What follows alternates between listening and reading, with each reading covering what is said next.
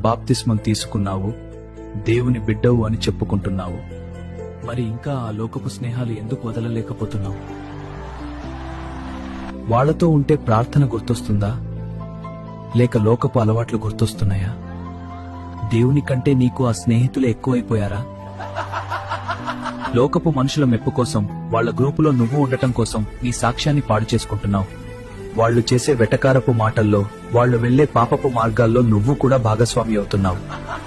నిన్ను పరలోకం వైపు నడిపించే స్నేహం కావాలా, లేక నరకం వైపు నెట్టేసే సావాసం కావాలా? నీ ప్రాణ స్నేహితుడు యేసు అని చెప్పి ఆయన్ని అవమానిస్తున్నావు కదా. 1 Corinthians 15లో దేవుడు కఠినంగా చెబుతున్నారు, మోసపోకుడి, దుష్ట సావాసము మంచి నడవడిని చెరుపును. నీ భక్తి ఎంత గొప్పదైనా సరే తప్పుడు స్నేహం నిన్ను ఖచ్చితంగా పడగొడుతుంది. ఈ రోజైనా నీ చుట్టూ ఉన్న మనుషులని చూసుకో. నిన్ను దేవునికి దూరం చేసే ఆ స్నేహానికి స్వస్తి